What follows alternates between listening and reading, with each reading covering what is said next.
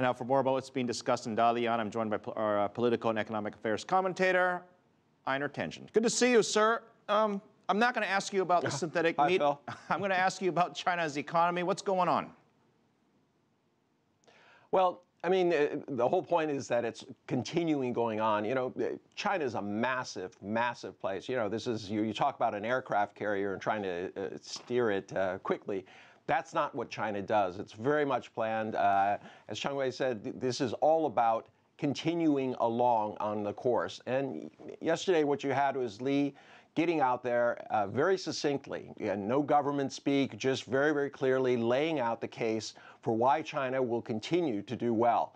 And I think one thing that hasn't been discussed enough is his road plan. He said, where is China's economic advantage? Where is its competitive advantage? And he talked a lot about where China is in terms of pricing, especially when it comes to these emerging markets, which are going to be necessary for the world economy if it's going to turn around. So I think he laid out a very compelling case, very clear on what he was doing, trying to soothe the markets. But once again, everything is as it was before. He was basically a repeat of what he said at the Champions meeting on September 9th. All right. No new surprises, but I think that's actually good.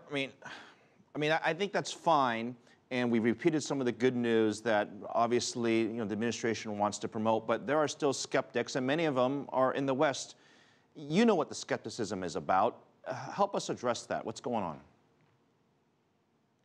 Well, the skepticism is about slowing economy. There's a big jolt with this, the yuan revaluation, letting it go things. I think this was a miscommunication. You know, I think everyone realizes that they were responding more to the IMF than trying to just boost their numbers, although that would help. I mean, people are wondering, where is China going? Are the numbers real? I think if you look closely, you have to start saying to yourself, are the metrics that were currently used, GDP, electricity, all the things that we've referred to, are they capturing the economy? I mean, over 7.2 million jobs created, unemployment dropping to 5.1, real disposable income increasing.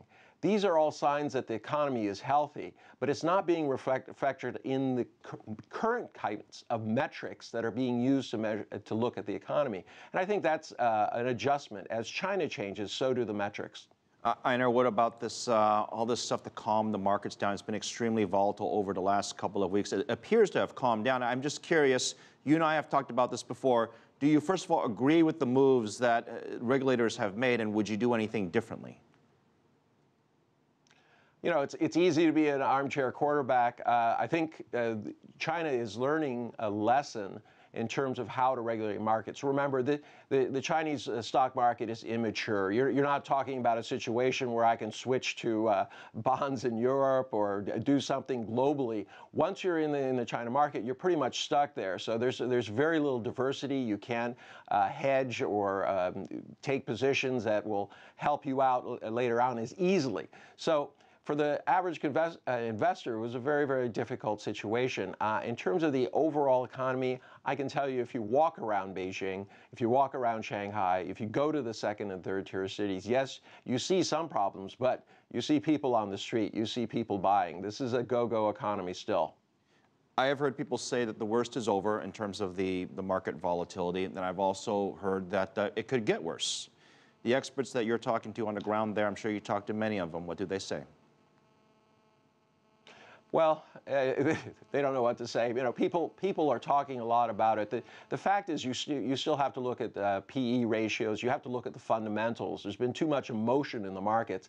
You know, you look at Western markets. You know, you're well above the highs that were pre-2008.